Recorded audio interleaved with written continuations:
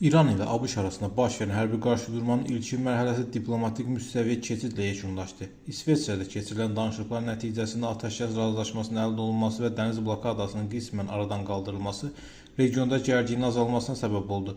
Bu kontekstdə münaqişənin nəticələri və tərəflərin əldə etdiyi strateji dividendlər geniş müzakirə mövzusuna çevrilib. Münaqişə zamanı İran ciddi hərbi və iqtisadi itkilərlə üzləşdi. Ölkənin sənaye infrastrukturu zərər gördü.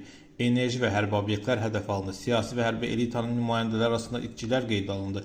Ümumi iqtisadi zərərin 100 milyardlarla dollarla ölçüldüyü qeyd olunur. Buna baxmayaraq İran dövlət institutunu qoruyub saxladı və ərazi bütövlüyünü itirmədi. Vizglayt nəşri İranın ABŞ-a necə müqavimət göstərə bildiyi məqaləsində belə deyilir.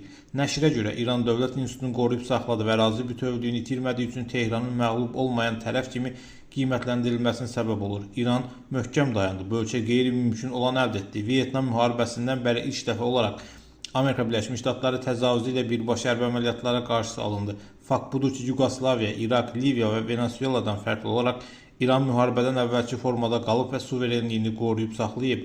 ABŞ isə planlarından imtina etməyə məcbur olub. Bəli, İran qoşunları ciddi itkilərlə məruz qalıb.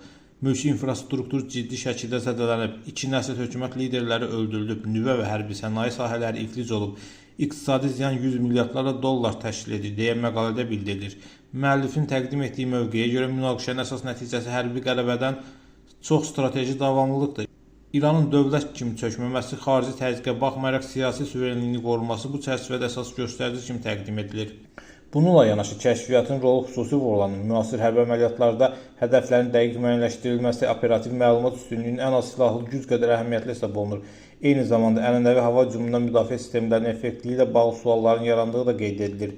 Dəniz əməliyyatları isə fərqli mənzərəyə ortaya qoyur. Müasir texnologiyalar təchiz olmuş və hazırlıqlı donanmaların, xüsusilə də yüksək koordinasiyaya malik qüvvələrin asimetrik təhdidlərə qarşı üstünlüyü bir daha təsdiqlənir. Bu baxımdan hərbi gücün yalnız say deyil, keyfiyyət və hazırlıq səviyyəsi ilə müəyyən olunduğu vurğulanır. Nəhayət, İranın nə qədər qətiyyətli davrandığı qeyd etmək vacibdir.